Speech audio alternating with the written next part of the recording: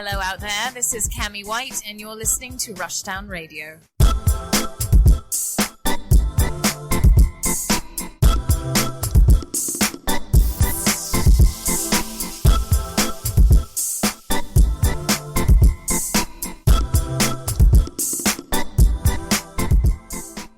Hello and welcome. I'm Anthony. And I'm Michael. And welcome to another episode of Rushdown Radio, where we tell you why gaming is bad. Yikes. I thought it was supposed to be fun. It can be when they let it be. But it isn't all bad. I mean, we got some fun stuff here and there. Yeah, even though this year's going to turn to like the end this of the year's world. A mess, man. Yeah. And, you know, as much as we like to use gaming as a bit of an escape. A bit? I mean, in these past few months, this has been the only reason people live. Gaming some people has been thriving. Yeah. On the outside, but internally, it's been pretty bad. So we've been playing lately. What's your games you been playing? Let's see. I'm still playing through Xenoblade Chronicles. Ah, yes, the better version. Because that game is just long, man. Oh, yeah. But then, on a whim, I decided I was gonna play Wolfenstein. I don't want to say the old one, the one that isn't the first one that came on a PS4. Okay. And that game is really fun. Is it? Yes. Is it really violent? Yes. It's like Doom, but you hate Nazis. Ah, okay. So, yeah, I've been pretty about that game lately. I see. I've also been playing through Pokemon because they came out with a new expansion. Ah, yes, the rest of the Pokés. Yeah, but I've already finished it. With the Isle of Armor. Ah, yeah, I kind of played a lot of it. Kind of already have everything now. So you're pretty much done with your Pokedex? For now. For now, until they add more Pokemon? Yeah. Okay. Even though they didn't add my boy Garchomp. That's fine. He's coming. He's coming. They gave me Scizor back, though. It's coming. Be patient. Shut up. What are you playing? Let's see. I had to go through my entire, backlog of, go through stuff and just, delete stuff on my PS4 and just trade games I'm not going to play anymore. Because it was just getting out of hand. I'm like, do I care about this game? I'm like, no. Sometimes a little spring cleaning is important. I did a whole bunch of spring cleaning. I went through at least 10 games. I ain't playing this, delete or trade in. So now I'm playing Trials of Mana, which is actually really fun, especially putting in Japanese voiceovers because the English ones are really weird and kind of awkward for some reason. Yeah, they range from awkward to bad. I don't know what I'm not gonna ever blame voice actor. I'm gonna blame the voice director, whoever told them that's how it's supposed to sound, because I don't know what that is. I feel like they were just just go ahead and talk, man. Just riff. Yeah, it's weird, but the Japanese audio is really good.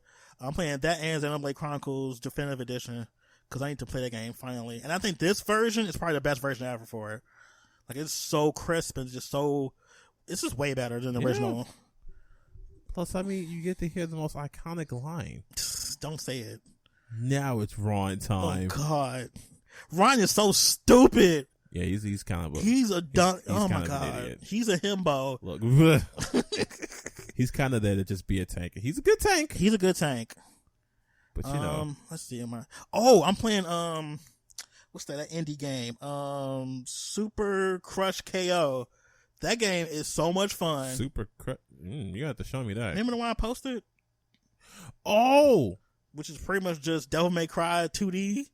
Because the whole purpose of the game is you try and collect points by doing cool combos the whole way through. Wow. It's fun. I love that game. It was $10. Oh, getting that. Yeah, it's so much fun. That's probably one of my favorite indie games to come out this year, probably. Well, yeah, have to give that a look. That's what I'm playing right now. All right, ready to go into the mess and the garbage? Aren't I always? The trash. But hey, we start off with something good. Really good.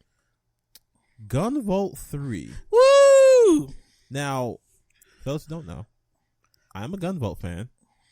Because, by proxy, I'm also a Mega Man fan. And let's face it, this is kind of just Mega Man in the future. I mean, it's Mega Man 2.0, it feels like. And so I bought every Gunvolt game there is, including that weird spin-off game which is good, just really, really edgy. So that means you have all, was it 3? Yeah, it's 3 games. Okay. I do have all 3. They're on my system as we speak. Those games are hard. Well, see, I'm not like super good at like super fast 2D platformers anyway. So like making split decisions with 2D is like hard for me for some reason. Those boss fights are stupid. Some of them. Yeah, I will admit that once you see his boss fight, it's like, all right, this is stupid, but I know what I'm doing. That's kind of where I am with it. Like those 2 girls you have to fight. I hated that boss fight. Ugh. I still don't know how I got through it because that was annoying. That was super annoying. But the game itself is gorgeous and it's fun and the sprites look really good. So, and somehow they've gotten even better. Yeah. Because the way that game looks now, amazing. So I think the new one that they just announced has a new protagonist, some girl with a sword. Yeah, but she also looks like she has electric powers like Gunvolt. Yeah. They didn't go into too much details yet either about the game. Which I'm confused about because they didn't really say this, but I was always under the impression that, one person had one power. Like, because he has electric powers, no one else has electric powers. But I mean, it's not something that's explicitly said. I just, yeah. The way the story was written. Well, yeah. Well, we'll definitely see once they actually give us a name for her background and story and stuff. Yeah, because I'm intrigued. Looked cool. Her deflecting bullets and stuff. That was so good. I think I was watching this came out during the Bit Summon Gaiden, and they actually had Kiji and Fune was talking about it. Like, I want to do something different, I want to do something more melee based, and just try something new, and blah blah blah. Look at Kiji and Fune not being a scam artist. I mean, he still pulled the biggest scam of the century. Had the nerve to not finish the Kickstarter, then be like, here's another one. Those videos were so different. Okay, Gina Fune. All right, let's move on before we talk about him for a minute. So now, the new Games Plus Expo? Yep. Wasn't that great. Wasn't that great at all. I feel like this was mainly just like a dump of all their visual novels and other obscure indie games people really don't care about that much. That's like probably a dedicated audience of like a small batch of people. So yeah, we were expecting I think our expectations for the expo were way more than what they were given. Like SNK was there, like, okay, so we're expecting KOF 15 and we didn't get that. And which is whack. Super whack. We haven't got anything about that game since they made that JPEG from last year. And it was just like a JPEG that just said it's in development. Yep, that's it. Like, can we get a character render? Some artwork, something. Bro, just give me Iori and some jeans or something. Give me something to work with. That would have been great, but no. I think the main highlight for this whole thing was like Falcom's little portion, which was Yeast. What's that? 11? No, that's 9. Yeast 9? Yeah. Nostrum. Adele goes to jail? Yeah, pretty much. Wow, that rhymed. That game looks phenomenal. I can always play that. They don't have a release date for it. You said 2021, so that could be any time next year. Yeah. Surprisingly, it's coming on the Switch too. I'm scared for the Switch port. Nope. Not even doing it. I played Yeast 8 on the Switch, and y'all can see how I liked it. But for those who didn't see, no. Yeah, that didn't go very well. People who played that on the Switch are so sorry. Blissfully unaware of the fact that there is a PS4 version that runs at 60 frames per second. Oh, God. Looks way cleaner. Way. And runs way better. Yep. I might have been able to live with the fact that it was 30 frames, but it couldn't even keep it was chugging. Because there's so many enemies on the field at the same time. Like, there's so much going on in that game that keeping 60 frames per second or keeping a consistent frame rate is really hard if your hardware isn't there to do it. So I'm not even risking that one. We are playing this on the PS4. Yeah, I am too. I'm going to definitely get on PS4. Wonder what he did to get sent to jail, but he probably just happenstance. He probably was in the wrong place at the wrong time, as he always is. I could see that. He always in the wrong place, wrong time. Bad things happen to him all the time. Like, that poor guy. That's cursed. He is very cursed. Now he's even more cursed because he's got a whole Devil May Cry form. Oh, the Edge form. Yes. Which is going to be interesting to see how that plays out. But yeah, the New Games Plus was kind of like really mid and didn't really show a whole bunch. They gave us a release date for Treasure Coast Steel 4, which I'm excited about. It felt like this was just pretty much NIS America flexing that they're like a big company in comparison to everybody else. Because they even had the guy who does the voice actor for Ring as the main announcer for the whole thing. It was kind of weird. What a flex. Very much a flex. All right. One thing that's not on our list I just thought about was Tales of Arise. They just announced that it's not coming out this year. They had a big statement saying that they can't not bring good content, but they just can't develop it in time for this year. So they're going to come out and later date saying when's going to be the next release date. I want to be mad, but I understand not wanting to impose crunch on them. Especially with this whole pandemic still going on, too. Kind of sad. I wish we got another trailer or something. Like, it's not coming out, but here's this trailer. So I am sad, but I'm not angry. Yeah. There will be plenty to play before then, I'm sure. Oh, yeah, I'm definitely. Like, there's games coming out every week now. Especially since they know people aren't at home more than they ever been. Like, you know what? Let's get these games out. I wait patiently for you. All right, so let's talk about some more meatier stuff. That's all the fluff. Everything from here on out is like not fluff. So, we had an interesting video come out as of late discussing review scores from big publications and how the review process is done from a ex-IGN employee. What's her name? Let me see. I've completely forgotten it. I did too. Because if you've been watching this at any portion of time, you know my memory is trash. Her name is Alana Pierce. There we go. Alana Pierce. So she came out with a pretty lengthy video talking about how the review process is done, how 10s don't mean it's a perfect game, which is baffling. How they see reviewing as reviewers and how they do it more for their peers than for the people watching, and how they are apparently scared of people because they feel like when they put out a game and everybody already believes it's good, they have to say it's good. Or they receive backlash. Which I understand, but that shouldn't skew the way you review a game. Yeah. If a game is bad, you just gotta say it's bad. Yeah. Because if you say it's good and everybody finds out that it's bad, that's more harmful to your reputation. Oh, yeah. She's all trying to refute the whole claims that there's like people getting paid for review scores and stuff. Yeah. Because that's a pretty common thing that we all believe, that people pay for review scores. And, of course we could say we don't get paid for them because we're pretty small potatoes in this world of like IGNs and such. Mm-hmm. But, I think the most they get paid is like advertiser space and like free games. Yeah. The only time we know there's like some shady stuff going on with review scores is Game Informer and GameStop. We know what that's about. Yep. That's just obvious. Because as we all know, Game Informer is owned by GameStop. So of course they're going to have review scores for games they want to push out and get people to play. Yep, and want the games to sell a lot. So you're like, okay, so this game gets a 10. We want people to buy a whole bunch of these copies of this game. Thankfully, nobody reads that, but hey. No.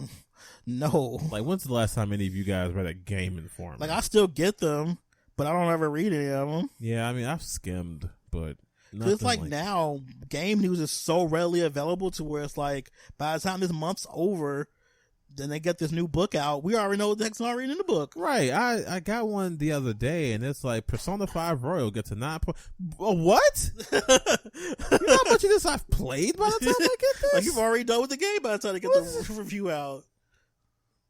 I don't care anymore. I already know it's good. I mean, yeah. It's Persona 5. It is Royal Edition. Or how Final Fantasy 7 got an 8. Well, I've already come to that conclusion. The game's done. We're past that. Right. Catch up. I think one thing about her review I did enjoy is that she was really open about how they do things at IGN and how pretty much the process isn't what people think it is. Like, people are like, okay, you gotta change your score so we can get this ad revenue, like, which I think is fine. One thing that I did think was a little interesting was how the part where she said about them writing these reviews for their peers. That was a little alarming. Yeah, because then it's like, wow, they really don't care what the general people think, I guess. Like, they're trying to, like, impress their peers and colleagues and stuff versus actually deciding if this game's good or not, which is really alarming. Which, I don't think anybody's ever come to the conclusion of that, but being one of the biggest video game YouTube sites as of right now, it's hard to say, oh, I'm only writing this for my peers when you have so many people just waiting for your review. Like, people sit and wait for IGN reviews. You can tell by the numbers. Yeah. Like, they have such a big reach and a huge platform, so. But you also said that people, like, the reviews don't matter to the actual sales of games at the same breath. So it's kind of like, people care about games, they care about the scores they get, but it's not going to be the end all be all for the actual sales for the game. Well, I mean, we knew that. Remember all that controversy around Star Wars Battlefront 2? Oh, yeah. And it still sold incredibly well, even though EA said it was a bit low expectations. Because EA, I hate EA. But yeah, a game could have like all types of controversy around it, but still do well. That's true. Like, when the companies come out about crunch culture and stuff, that it doesn't mean that game's not about to sell well. Which is sad. Cause it really is. Because you think about it, it's like, oh, this game was made from the sweat and tears and like actual trauma of people. Like, all sorts of stuff came out about Naughty Dog in this production. Yeah. On top of that, all sorts of stuff came out about the leaks that nobody really liked. And I'm still seeing articles, Last of Us 2 is breaking sales records. Yep. It's the fastest selling PS4 exclusive of all time. It outsold God of War and Spider-Man. We're at the point where we really don't need reviews because people are conditioned at this point to buy it at the day it comes out. Pre-order it so you can get the game at 11 o'clock instead of midnight, or just get the game as soon as possible and we'll give you this kind of bonus or that kind of bonus. Plus, with the way people talk about games now, everybody wants to be in on the know. They want to beat the spoilers and they want to play the game before the spoilers get too rampant and out of control. We see a lot of that happen. We see it in movies, we see it in television, we see it in video games. So, of course, this game that has been building up years of hype behind it. I mean, it's been out since it's been teased about for a long time, and it's like 7 years separated from the first game. So, of course, everybody's going to want to run and get this game despite review scores. Even still, it would have made more money because review scores have been nothing short of glowing. So I could see how review scores don't really matter in the grand scope of sales. Yeah, I think the way that the system they have is like, as far as like what scores actually mean. Now that was interesting to me. Like a 10 doesn't mean a masterpiece. A 9 and an 8, no, a 7 is average. A 6 is below average, and 5 is mediocre. Now here's the thing, right?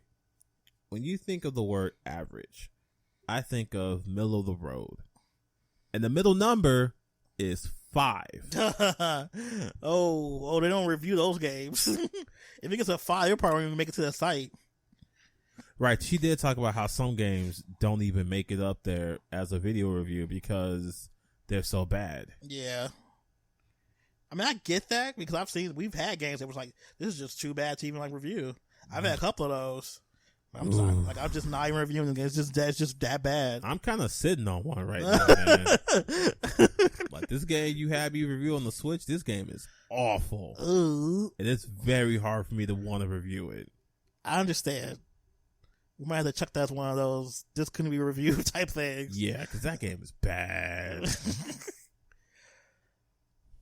I might talk about it later, just so I'm not leaving people on the podcast like, well, what games are you talking about? Yeah, that's just rude. So I'll talk about it, but that game was bad, man. What's next on our list of things to talk about? Voice actors and how they are reprising their roles because they believe that black people should be voiced by black people all of the sudden. Just now this year, because Black Lives Matter is such a huge thing. So I'm like, oh, we should start being good. Maybe black voices should be done by black voices, right? Like all of a sudden now, like, this wasn't a thing last year, year before that. So I think one of the main ones that came out recently was the voice actress for one of the characters on what's that show? Big Mouth. She's like, oh, I'm going to resign from the role. I think it's probably better for an actual black person to do the role, voice actor for this character. Like, oh, okay, cool. That's cool. Yeah. I say we cancel that show anyway. But... I mean, true that.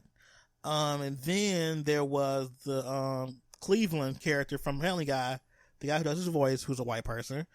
He was like, I'm going to stop doing his voice because I think this should be done by a black person. Like, oh, really? You didn't think about that 20 years ago when his first started? What's amazing to me is that people are like thinking that this is going to ruin their career or something. They are fine. They're fine. They're okay. Now, how does this coincide with video games? Well, people are starting to say like, oh, well, what about Phil Lamar, who is a prolific video game? I mean, he's like everything. He does every type of voice actor for just about everything. Cause he's good. And people cite him as a person of color, well, a black person who's been doing characters who weren't black. I'm like, well, Phil Lamar is a very rare case. First of all, he's been doing this for 30 years almost. Like him and Cree Summer have been doing this for a long time. They have notable names. Like, you can count on your hand probably of characters that are black and voiced by black people, or characters that aren't black and voiced by black characters. At the top of my head, I can only think of 2, maybe. We're gonna count Kratos, so 3. 3 characters that are not at all black, but are voiced by black people. I can only think of 3. The other 2 being Bison in Street Fighter. Yep. Wait, no, 2. I was confused for a second there. 2, because I'm thinking of Balrog, who is black and voiced by a white person. Yep, which is my mistake. Weird to me. I didn't. I was like weird. I'm like, what? I didn't believe it at first. I'm like, no, it's not.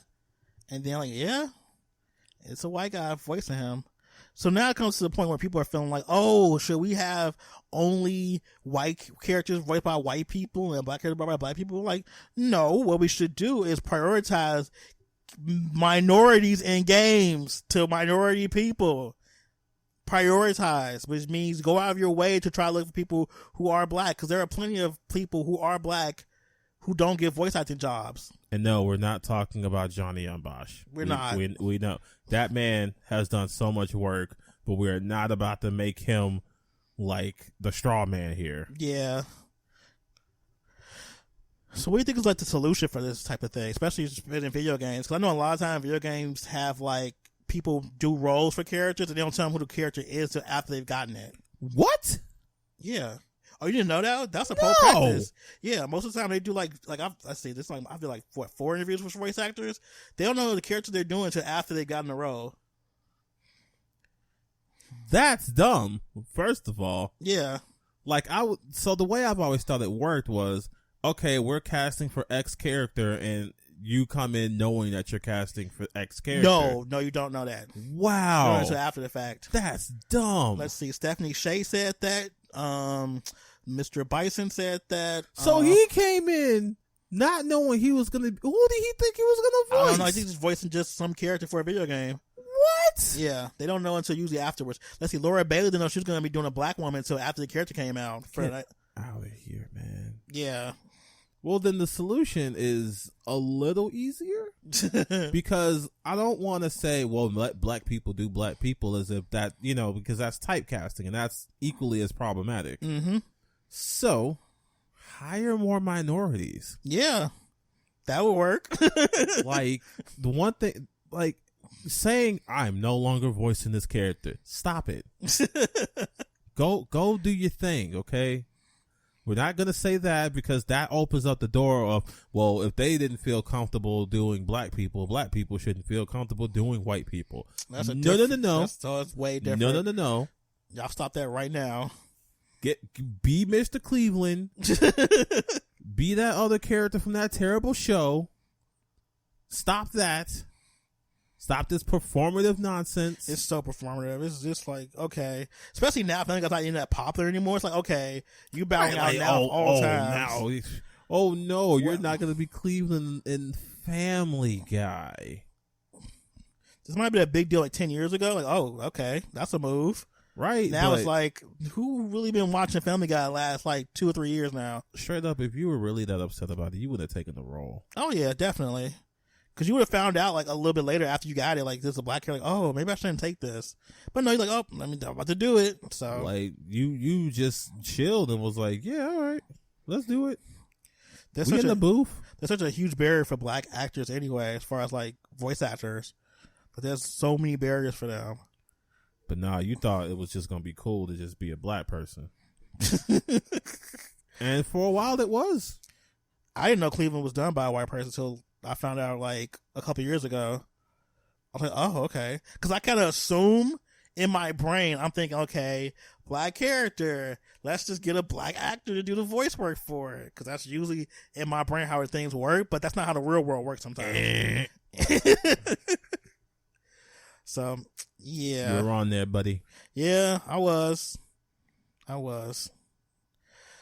So hopefully the conversation around voice acting becomes a big deal and people start to like be more mindful of the people they're trying to hire and not just be like, let's just get this other white person to do his character like they've been doing. We would like it to be that way, but I am skeptical.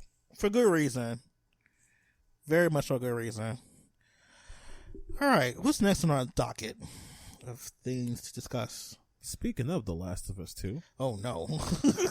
We understand that people love this game.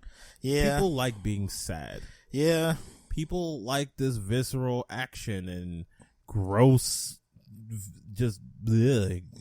You know, it's all gory and sad and killing dogs and stuff, man. You crazy people. Yeah.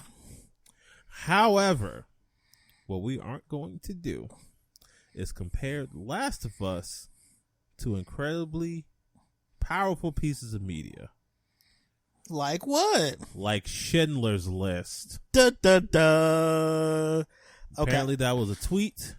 I need to know who said this exactly. I need to find him. All right, let's take a quick search of who said that The Last of Us 2 was comparable to Schindler's List. Like, of all the things, I almost didn't believe it when I saw it. Like, this had to be like a troll account.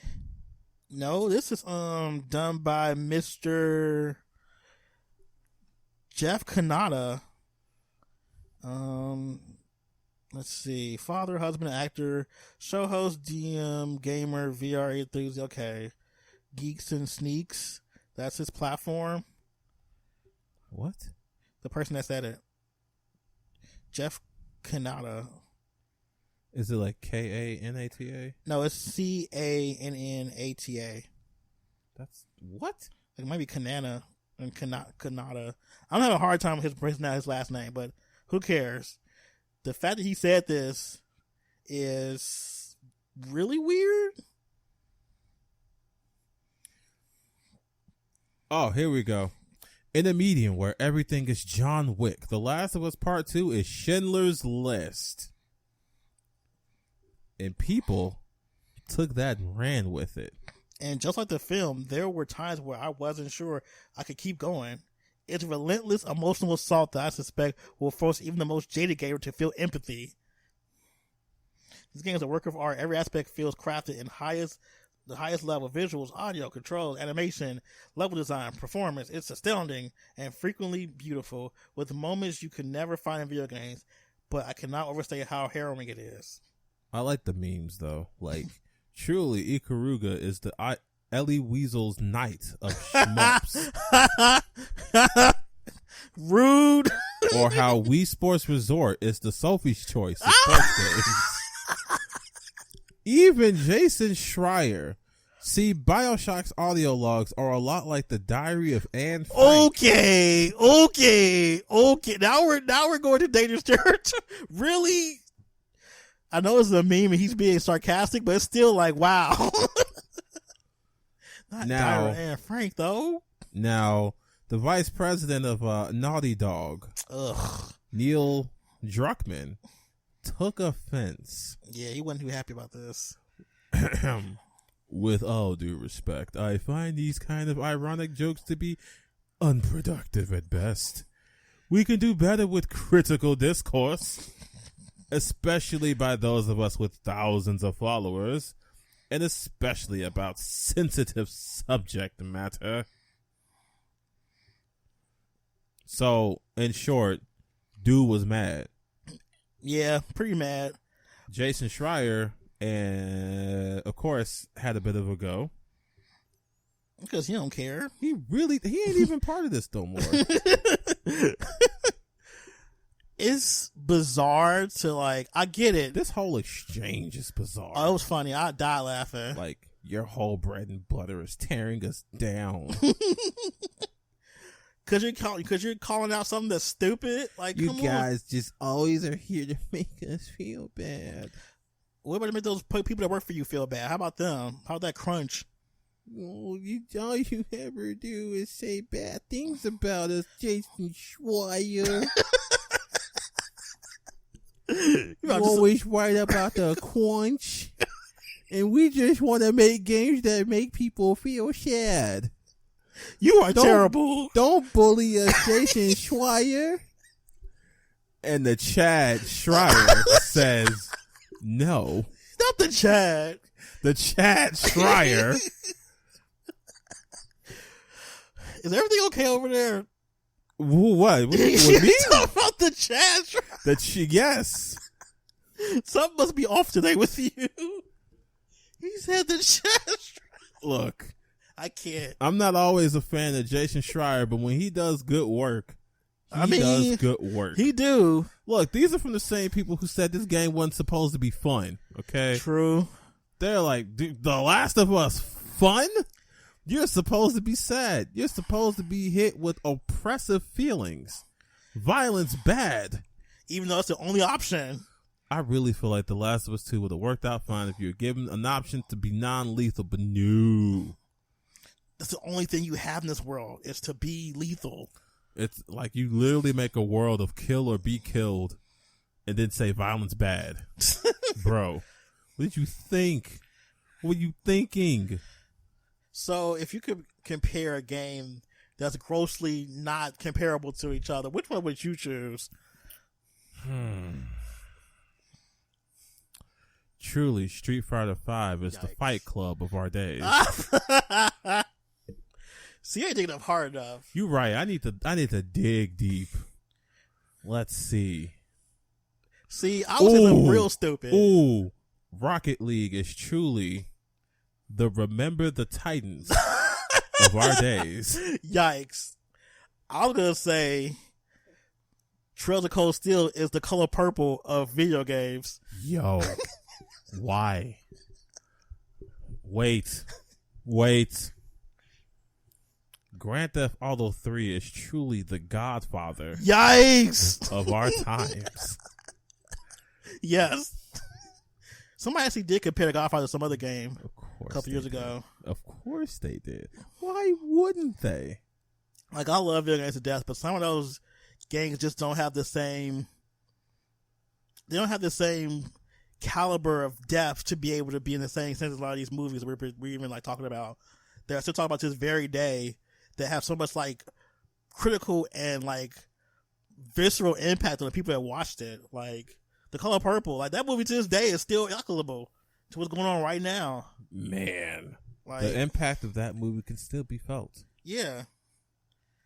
Like, I love Trader Cold Steel, but I would never put them in the same thing as Color Purple or something like that. Like, never. That's crazy. Like, it's a video game. And Like, people want video games to be so on the same level as movies. Like, y'all want these games to be art, and to some degree they are. But the storytelling isn't quite there, though. That's the problem. Oh man, they just keep coming in my head. What you got now? Persona 5 is truly the Breakfast Club of our time. Wait, is it not? Well, there we go. We got a comparison, folks. That's actually a fair comparison. Is it? A Breakfast Club to Persona 5? Y'all let us know how y'all feel about that one. I don't think Breakfast Club was like that, like culturally, like significant as like Schindler's List. Okay, that I'll accept. Because man, I gotta think of like movies that were like movies that changed the times. Yeah, like something about like Martin Scorsese or something. Ah, yes, actual True films. man's films. Yes, not those thrill rides that Marvel be putting out. Not like the Avengers. Nah, true cinema. True cinema that makes you feel. The only games that we can talk about that are even close to true cinema. You know where I'm going with this. Okay. David Cage. Stop it. His games are true cinema. Are true emotional cinema. When I played Detroit Become Human, I didn't just play it. Stop it. I felt it. Make it stop, please. I felt emotion. I'm asking you so much. I felt feeling oh my God. From that game. I felt what David Cage wanted me to feel. And what was that? Emotion. I hate you. You just say emotion. The word emotion just loses meaning to anything dealing with David Cage. What? The amount of times he says that one word. Well, emotion is the foundation of his games. I hate it. What are games if not vehicles for emotion, Michael? Oh my God. Did you not feel things when you played games? Yes. Did the Trail series not make you feel? I mean, I cried a couple of more times I wanted to this year. Go. And The Last of Us 2 made people feel. It's just none of them compare to Mr. David Cage. God. I mean, David Cage can't even compare to David Cage. You're right. He's besting himself all the time. You know a game I think might be comparable to a good, like, Hollywood film? What? L.A. Noire. I think that was probably a successful way to do that genre, because that game is pretty good. That game is actually really well done. Like, I was like, oh, all right, that's where we're going. Because it took away some of the. I think this is the one that had some of those tropes taken away. Like, if you keep asking the same person the same thing, they won't keep giving you the same answer. Yep. Like stuff like that makes it less gamey is how you start making experiences that aren't video game-ish. Yeah. But I feel like, why would you want to do that? You're making a video game. If you want to make a movie, go make a movie. Why can't you make an interactive movie, though? Because none of us can be David Cage. You're right. And he did have Ellen Page in one of his movies, too. Exactly. Games. How can we possibly forget that? He worked with Ellen Page. Do you think you make masterpieces and not work with Ellen Page? True. Okay, it's time to move on to the next topic. While not nearly as pressing, we are definitely going to talk about that Pokemon MOBA. Let's Pokemon go. Unite. Let's talk about that money-making machine about to come out. By Tencent. Y'all ain't even ready. Y'all not ready for this. I firmly believe that the game isn't getting the hate it's getting because of what it is.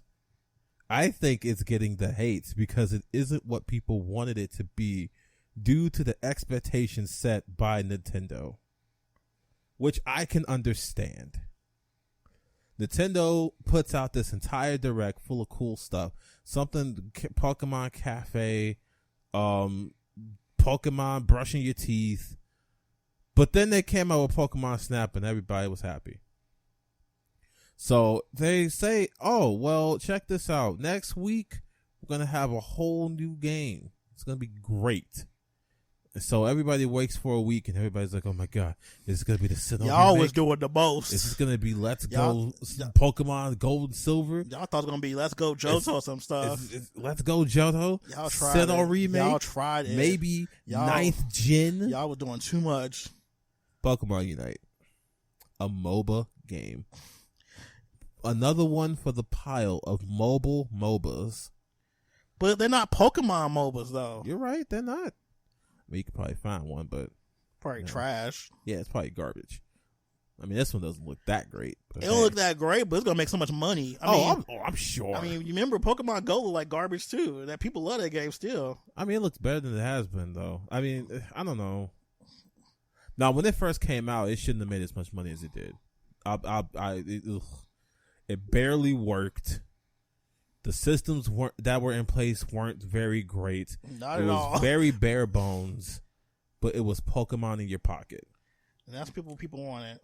So now we got Pokemon 5v5. I don't know who wanted it, but I'm sure people will play it because it exists.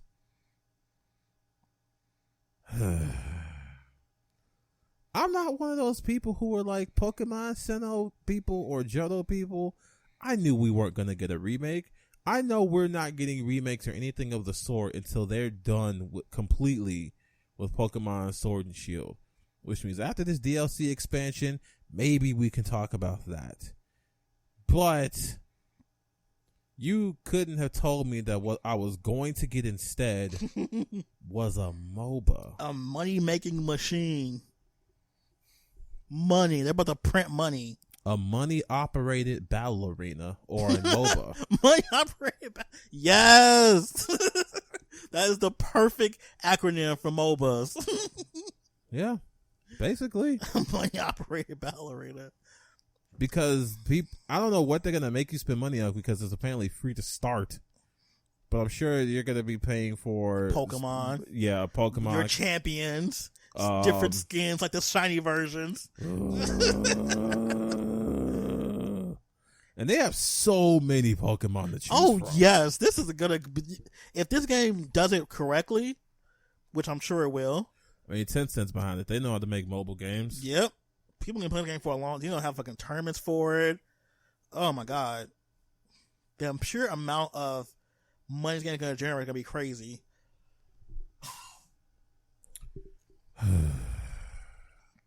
There's so many Pokemon out How many there. Pokemon are we up to now?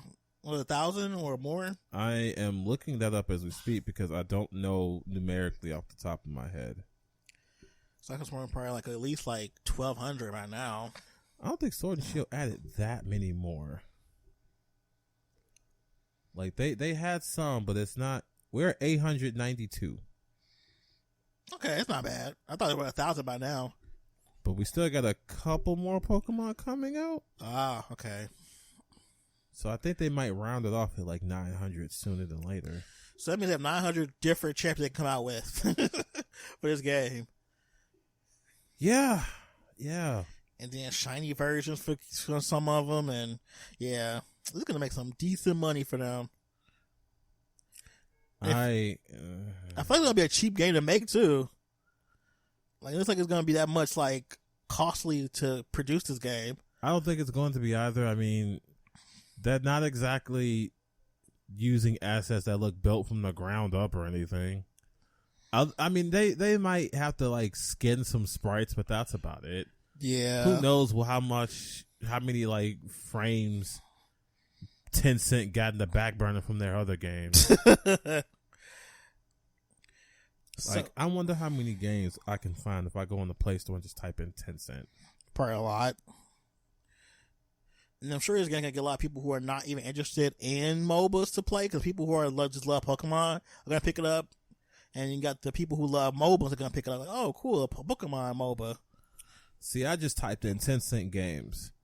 And I'm not going to read them all off because there's a few here. But some of the notable ones, PUBG Mobile. Okay. Arena of Valor, Chess Rush, World War Heroes, Hopeless Land, Fight for Survival. That's a title. Isn't it? But then they have like other things like Tencent Technology, Tencent Games. Like, if you just type in Tencent, you're going to come through with a lot of stuff. Yeah. I mean, they're like a huge company in China, so. And that's just what they can get in the American one. If I had the Chinese stores. Oh, yeah. Be probably quadruple that number. You know what? I should just go on Google and Google all their games. I don't even want to know how many they are. I want to know how many they are. I don't want to know all the names. It's probably a lot. Let's see. Christ, man. What? Their net income is 95.888 billion yen. Yeah. Jeez, man. That's so much money. Flex. They want that Pokemon money, too, to add to that. They gonna get it. Yeah. Let's see. Honor Kings, Arena, Valor. Of course, they got hands in League of Legends, Fortnite, Ring of Elysium, Call of Duty Online, which is not in America. They don't have a list, but they sure do have a lot of hands in a lot of stuff. Some stuff you wouldn't even know. Like, apparently Tencent has full ownership of Riot Games? I didn't know that. Oh, yeah. I remember that. They had a story about that. Like, I think either this year or last year that came out about it. Point is, Tencent got resources, but are they going to use them to make the best game they can? Nope. The best or the most cost effective? The best for them. Exactly, which is usually the most cost effective one. They're going to make it the most. They want to maximize money, and they want to make sure they spend the least amount of money and make the most money. Like, all right, guys, I am only going to spend $10 a month on this. Make something happen. Make it happen. We need to quadruple this money when we actually get the game out. Did they have a release date for Unite? Nope. Oh. They just said it's happening. Dang. So probably it just exists. And what's good about this game being online and everything is probably easy to do like tournaments and stuff for it too. So they don't need to have people physically anywhere to play an online tournament.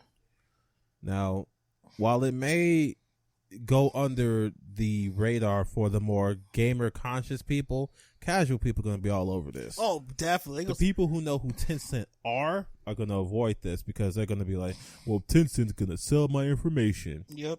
But the people who don't know that stuff, which is the majority of people, man, that's where the money's going to come from. Mm-hmm. So we'll see how it goes. Not going to lie, I might play around it too. But it's a MOBA, so I know I'm not going to stick with it. Yeah, it's a team-based one at that. Exactly. I don't like do people. that.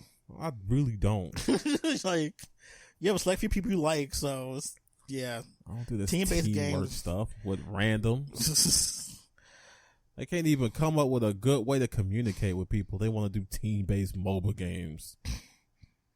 Come on, man. Now, last bit of business we have on the docket. Dun, dun, dun. This is a fun one. We all know who Mr. Sean Layden is, right? Ex-PlayStation executive. Yep. He doesn't think that the way the AAA industry is right now is sustainable, citing that games are too expensive to make and the price of game development doubles with each console generation approximately. So either costs have to come down or prices have to come up. But he also suggests just make shorter games. Yeah. Which I'm not opposed to, because I don't think that time in a game is always equated to value of a game. Yeah. Like, you can have long games, but if they're bad, they're bad. They're bad. Like, I'll take a 30-hour game that's well done over a game that's like 60 hours. Like, this is a trog to get through. Like, one of the criticisms The Last of Us 2 has right now is that they could have cut out the entire portion of Abby and they could have turned like a 25, 30-hour game to like 10 or 12 hours and people would have loved it. Would they, though? Probably. I don't know. I don't know how gamers trademark think. Gamers. I think that this is definitely a AAA game problem and not a like everybody else problem. Yeah, because indie games try to use their time and resources as effectively as possible. Yeah, money. The good ones, anyway. A lot of them just kind of churn out crap. Yeah. I can say that as an adult now playing games, I want quality of my time I'm using to put into the game. I don't want to be spending like 50 hours in the game's garbage or not useful. Like, that's just not a good game to me. Like, if it's going to be long, make sure it's good and long. Man, like Hollow Knight. Ah, yes. 60 hours in that game, and I don't regret a single hour. You shouldn't. If it's good, you're going to keep playing.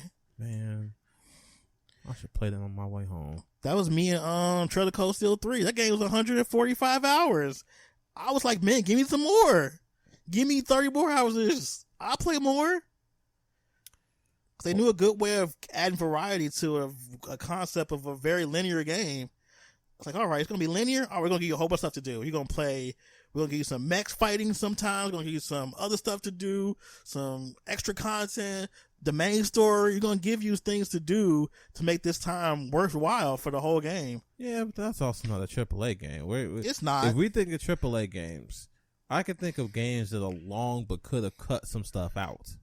Or games that were good because they were shorter and more concise. Games that could cut stuff out would probably be Devil May Cry 5. I could do without some of those missions with Dante specifically. Because some of those weren't that great. They were kind of mediocre. Y'all could have given those weapons to Nero and made him a better character. I don't understand why they give Nero such bare bones gameplay. Like, the Rocket Fist gimmick is only fun after the first couple times. It really, and then they break. That could have been cool if it didn't break. Why? That didn't make sense. See, I could understand if y'all have arms that you have and then you just unlock more arms as you go, which is what they still do, but they break. Yep. Which takes orbs away from your abilities and skills. Yep, and then you have to like get different cartridges with different like loadouts and stuff. Who wants to do it? That's dumb. As opposed to V, the Chad, the Chad V, who's like, look, just put orbs into my monsters. That's it, and they'll have cool new stuff to do. So it is written. I love V. That was such a great part of the game. Could have just given us a V game. That'd have been good. I'll play it. Nah, y'all had to be like, you know what? Rocket Punch. Oh, and Dante? Motorcycle sword. That thing was stupid. Oh my god. That was the most boring. Dante's whole part was boring to me. I kind of just did it because I had hyped up, man. But he was basically like the old demon uncle that had to be there because it's a Devil May Cry game. Not a demon uncle. But yeah, they could have took some stuff out of that game. It would have been probably a little bit better. I don't know, man. That game, fun as it may be at some points, was like, y'all could have trimmed this down a little bit. Yeah, trim the fat. Because now they're trying to make it seem like we, the gamer, have to pay for this new technology they're using. Like, oh, well, you guys need to pay for, these more expensive games we're having out now. The thing I've never understood as game development went on is, who asked for all this hyper-realization or all these super realistic graphics that make games look photorealistic? Who asked for that? Gamers did. What gamers? The gamers. Ugh. Gamers TM. It's like they set the expectation, then get mad at us for holding them to it. Like, these games are going to be photorealistic and 60 frames per second constant. And then they don't do it. And it's like, wow, gamers are really holding us to what we said? They're really holding us accountable? Wow. That's crazy. That's basically AAA development. Yeah. I'm not a fan of that. Because they need to tackle all that because they're trying to make as much money as possible. Because this would be cool if they weren't trying to give us all this DLC and stuff. They try to put it after the fact. Microtransactions, loot boxes, even though those are dying down, thankfully. Thank God. All those free-to-play games with terrible economies. There's so many other avenues of money that they have that, of course, they don't want to talk about. They make more money out of DLC than they do actual gaming. Mm-hmm. That's crazy to me. You can see that in EA. You can see that in Activision. They make so much money. Yeah. EA prints money every time they put out a new sports game. Especially FIFA or like a other like Madden or Christ. Every time I see a person buy FIFA, I'm just ugh. FIFA's such a worldwide game too. I want to tell them, don't buy that game. It's garbage. You know, I'm surprised that Final Fantasy 7 Remake didn't have like a whole bunch of microtransactions or a whole bunch of like DLC and stuff. It really could have. It could have. Oh God, it could have. Especially with costumes alone. They could have been like, you can buy more costumes, or you could buy more material. I would have bought more costumes though. Or you could buy experience boosters. Yo, the costumes I would have bought. No lie. If they told me I had Advent Children Cloud to buy, I would. You know what? Screw it. I'm not gonna look. I would have too. It's not my favorite costume, but just the fact that it would be in that game. Or Advent Children Tifa's Oh, costume. definitely about that too. Or average.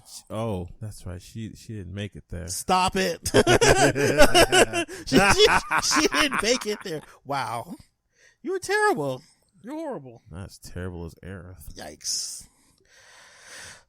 So yeah, I don't want to foot the bill for AAA games because they want to keep making these hyper-realistic games that look crappy in like 10 years from now.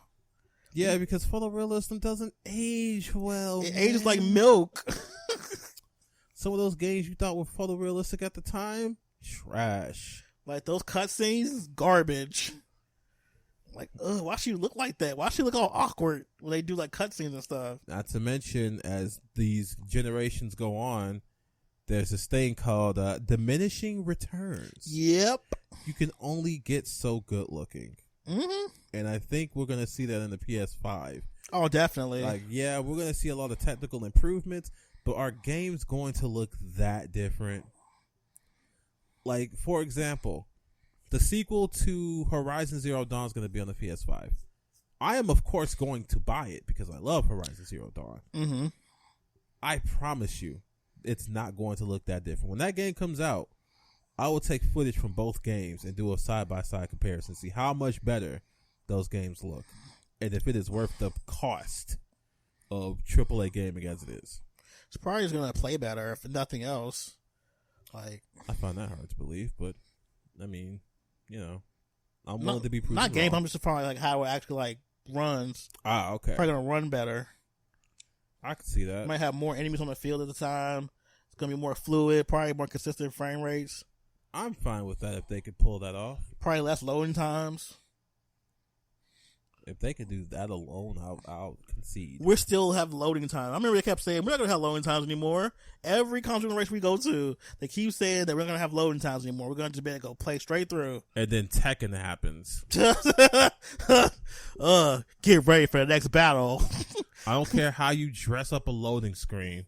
A loading screen is a loading screen. Yep. God, I thought we were done with loading screens. Wrong. Even though we can be. God of War proves that. It loads one time. And that's it. That's phenomenal, actually. Yes, that game only loads when you boot up the game. And once you get into the action, you will not see another loading I screen. need to play that game. You know what? I'm going to put it on that's on my list of games to play. Especially if it's not that long, too. All you gotta do is download it, man. I'm going to download it. I'm going to do it. All right. Now we're at the end of our segment. So let's talk about our sound offs, which is pretty much us ranting about whatever we want about video games. Do you have anything you want me to go first? Yes, I do. Okay. I am tired. Sick and tired of Sony and Microsoft sitting across the room at each other, staring at each other like, no, you tell us the price first. No, you tell it. No, you go first. No, you go first. No, you go first. No, it's like two stupid teenagers going, no, you hang up. Oh, no, you hang up. One of you do it so the other can shut up and tell us what we want to know. Okay, maybe not shut up because I kind of want them to talk. They're already shutting up. You get what I'm saying? Like, why? Why is it so hard for us to have a price by now? All we have was a bunch of rumors. Some say the PS5 is going to be $700. Another one's like, it's going to be $300. Another one's going to be $400, $450, $500. Just tell me what it's going to cost. Not because I'm like, oh, I need to save up money. I'll have it if it's worth it. I've said on several occasions, if that PS5 is under $500, which is what I think it's going to be. But if it's under $500, we're going to go pick it up with a clown nose on day one. And now Xbox got these rumors going around. They're going to have like the Xbox One Series X 360S. Stop it. Stop it. The whatever one, the small one. The mini Xbox S Series S. It's going to be like $200-$300. Cheap. Yeah, that's actually a really good price point. I'm surprised if that's actually the real prices. Like, I don't care if it's all digital. I do not care. Yeah, at this point, I'm like, if it's all digital, I'm okay with that. Like, whatever. Gimme. I will buy you for that price. But my only caveat is it can't have this whole, like, you need the disc to play old games. Like, I'm not with that. Because that would suck. Well, I mean, that's a huge deal breaker since kind of can't play a disc. Exactly. Like, I hope they don't do one of those things. Like, they need to have the backwards compatibility be not contingent on having the disc. Like, if they're going to do this whole digital thing only or try to, like, pass this off, they need to figure out a way to do this without needing discs. I mean, why don't they just take a disc and download the file or something? There are ways, I think. Yeah. But, you know, Microsoft can only do so much because Microsoft. Point is, I want a number. Not a ballpark. Not a guess. Especially coming out this holiday season. I wish you understood how upset I was when I saw this entire PlayStation thing, and it's like all this sleek stuff when they show us that ugly console. I stand by being ugly. And it ugly. And they were just like, here's the PlayStation 5. All right, and where's the price?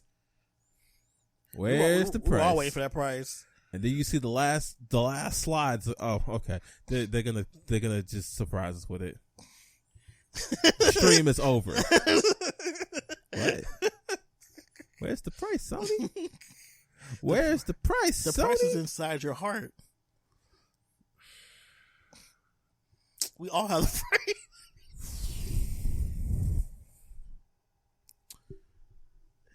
I feel like that is something Kojima would tell me.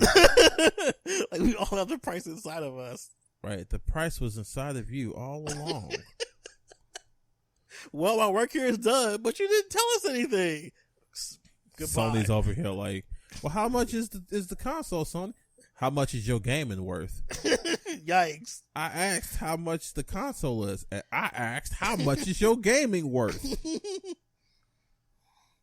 So yeah, that's my gripe with gaming today. All right. My sound off is, unfortunately, a lot of these online streaming expos to circumvent the fact that we don't have E3 this year. Not the most well planned, a lot of them, and I get it. We have a little bit of time to do this stuff, but they're not showing good games. That's my real gripe, really. Like, out of all the ones we've had so far, it's been like a good 7 or 8 of these things that come out, and they're not really showing anything of value, really. Ooh, EA's was such trash. Like, come on. EA's was such, and it was patronizing. Of course. They were like, if you find these cool golden letters, then you get to have one of free EA games on Steam. Yuck. I wish you'd have sat and watched some of it. I'm not even...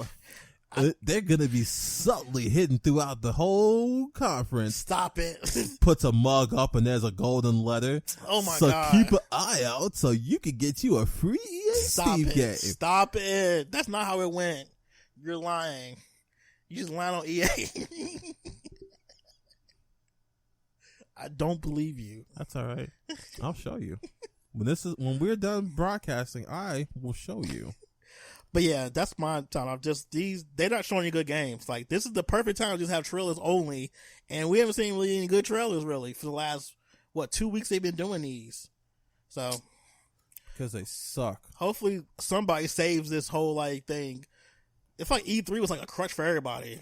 All Nintendo gotta do is drop a direct. Just drop a direct. That's it. You won. You were gonna be the winner by default. They were supposed to be the chosen ones. Yeah. But yeah, that's my sound off. That's all I have to say. Well, that sounds like that wraps up our show for today.